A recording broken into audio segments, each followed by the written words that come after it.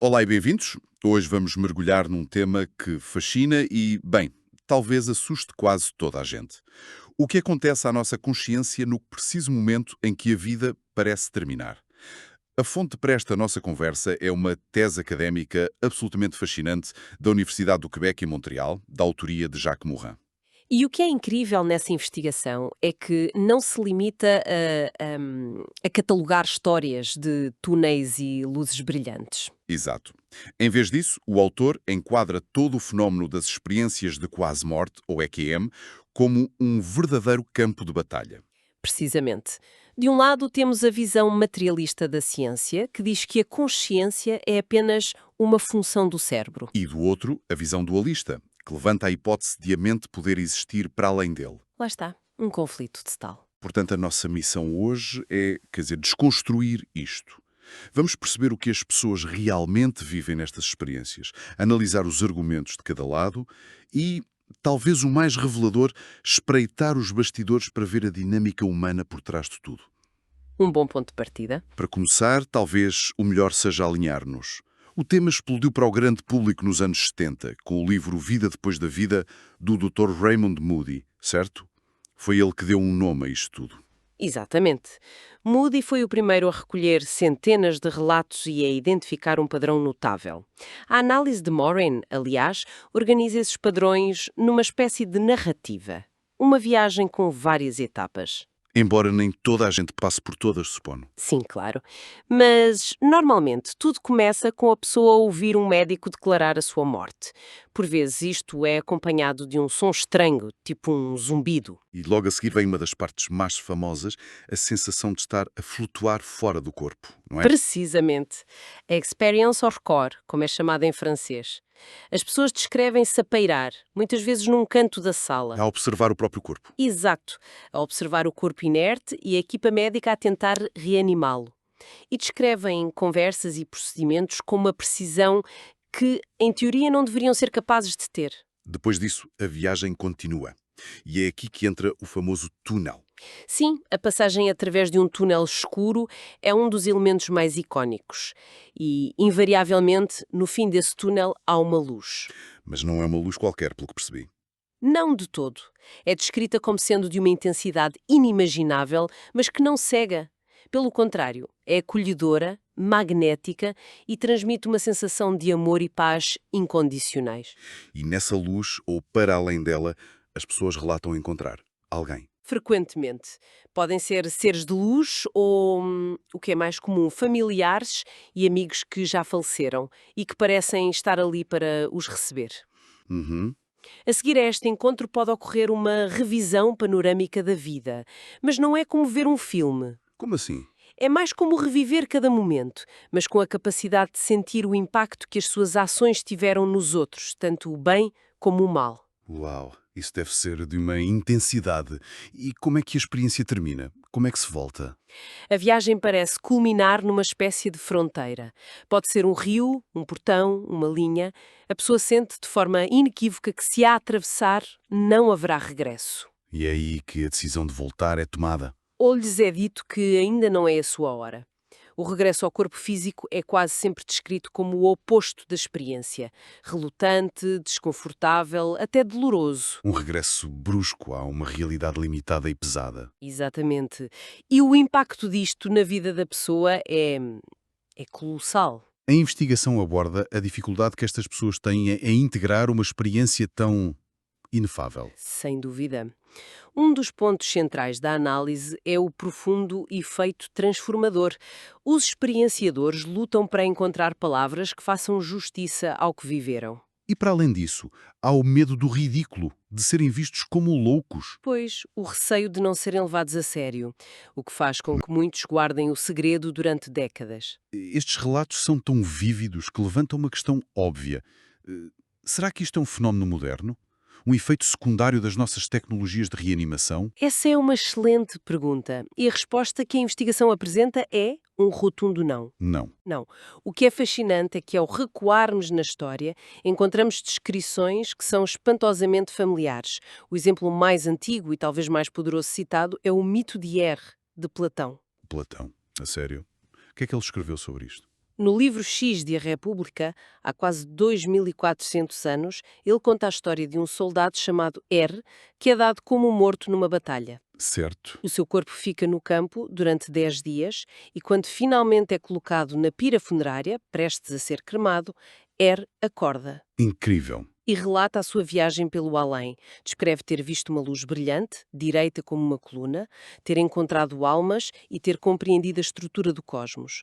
No fim, disseram-lhe que a sua missão era regressar e contar aos vivos o que tinha visto. É impressionante pensar que Platão estava a descrever algo tão familiar há mais de 2000 anos. Os paralelos são... São imecáveis. A luz, a viagem, a missão de regressar. E não é um caso isolado. A tese também menciona as tradições tibetanas dos Daslog. O que eram os Daslog? Indivíduos que eram considerados mortos, por vezes durante dias, e que depois regressavam para partilhar visões e lições profundas do outro lado. Isto sugere que estamos perante um arquétipo da experiência humana.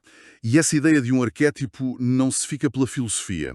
A investigação faz uma ligação muito interessante à história da arte, certo? Exatamente, como se os artistas estivessem a tentar pintar o indescritível. A análise aponta para duas obras em particular. Quais? Uma é a Ascensão dos Bem-aventurados, de Hieronymus Bosch, do início do século XVI. A pintura mostra, de forma explícita, almas a serem guiadas por anjos através de um longo e escuro túnel cilíndrico em direção a uma luz celestial. É quase uma ilustração de um manual sobre a QEMs. Praticamente. É impressionante ver uma pintura de 500 anos que parece a ilustração de um livro de hoje. Faz-nos pensar, não é? Sem dúvida. E qual era a outra obra? A outra é uma gravura de Gustave Doré para a Divina Comédia de Dante, chamada Rosa Celeste. Ilustra o paraíso como uma estrutura celestial imensa que se assemelha a um vórtice ou túnel de luz repleto de seres. Estes exemplos da arte e da história são incríveis. Mas como é que a ciência moderna, que precisa de provas, lida com algo tão etéreo?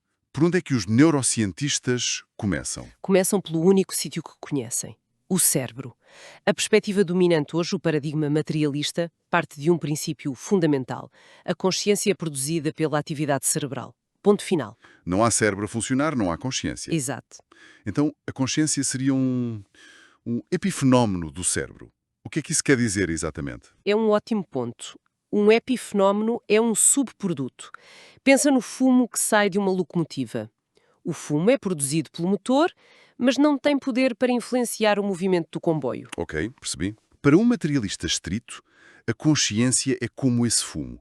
Surge da atividade dos neurónios, mas não tem uma existência independente. Certo?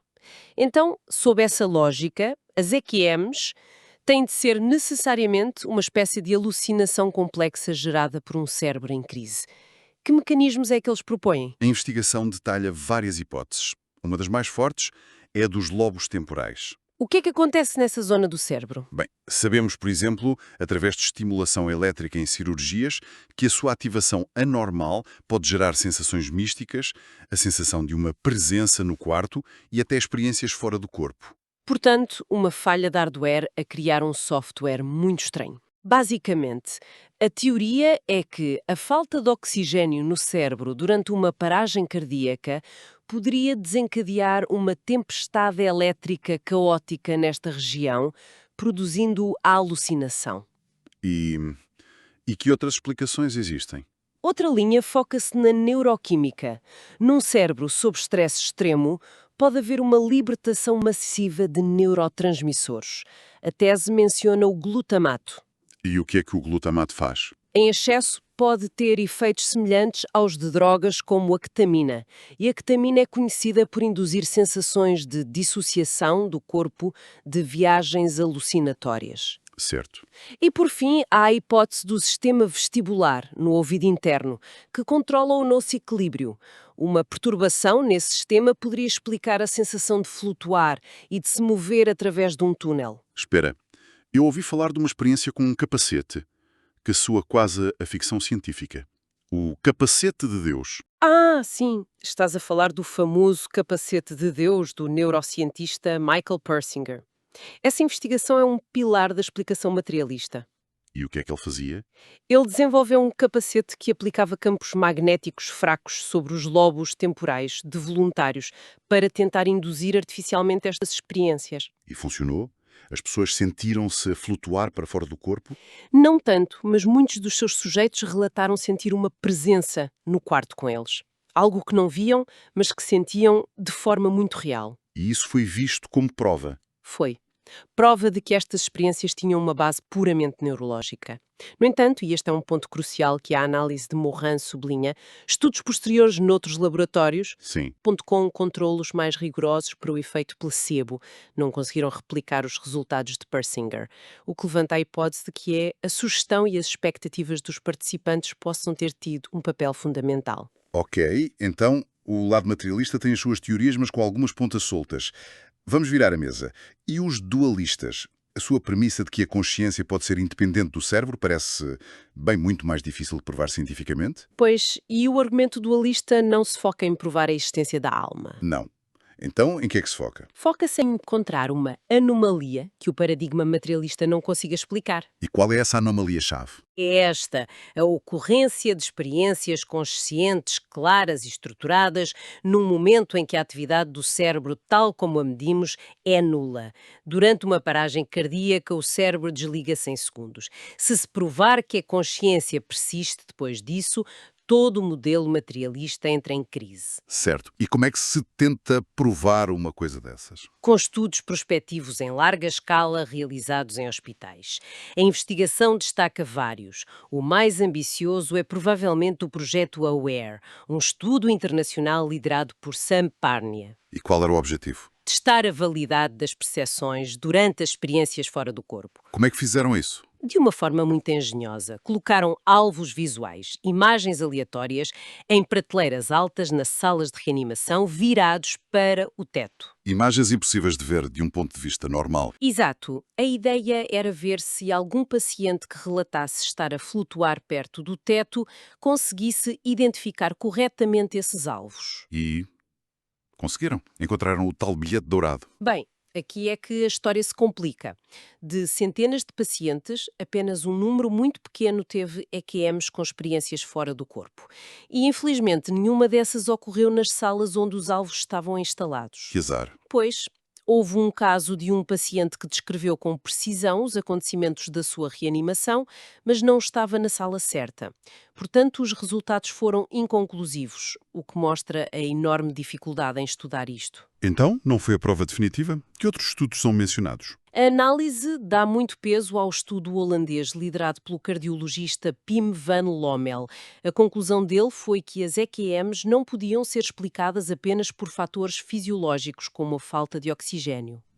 Eles argumentaram que a consciência parece de facto ser experienciada separadamente do cérebro. E por fim, a tese cita um estudo chinês para mostrar que o fenómeno é transcultural, não é só um artefacto da cultura ocidental. Até agora falámos de experiências e de dados. Mas o verdadeiro golpe de gênio desta tese é quando ela vira à câmara, certo? Exatamente. Em vez de continuar a analisar o fenómeno, começa a analisar os próprios cientistas. E o que descobre é que isto não é uma busca pura pela verdade. É uma luta de poder. É isso mesmo. A análise de Morin vai além da neurociência e aplica as ferramentas da sociologia para entender o comportamento dos cientistas e usa os conceitos do sociólogo francês Pierre Bourdieu. Como, por exemplo, Por exemplo, a comunidade neurocientífica é vista como um campo científico. um campo. Tipo um campo de batalha? Em certo sentido, sim. É uma arena com as suas próprias regras, hierarquias e lutas por domínio. Neste campo, os materialistas são os dominantes. São eles que detêm o poder. Eles definem o que é ciência legítima e o que é heresia. Os dualistas são os desafiadores, os outsiders que tentam furar o sistema. E como é que os dominantes mantêm o seu poder? Através do que Bourdieu chama de capital científico. Isto significa que eles controlam o acesso ao financiamento, às publicações de prestígio e aos cargos académicos. E ir contra o dogma pode significar o fim de uma carreira. Exato. A tese dá o exemplo concreto do neurocientista Mário Burgrad. Ele sentiu-se ostracizado na Universidade de Montreal e acabou por encontrar um ambiente mais receptivo na Universidade do Arizona. Então é uma luta por recursos e legitimidade. Até se também fala de Thomas Kuhn e da ideia de revoluções científicas, não é? Sim, e a ligação é perfeita. Para Kuhn, a ciência progride através de longos períodos de ciência normal, até que surgem anomalias, dados que o paradigma não consegue explicar. E a IEQM funciona como uma dessas anomalias. Precisamente, uma anomalia persistente.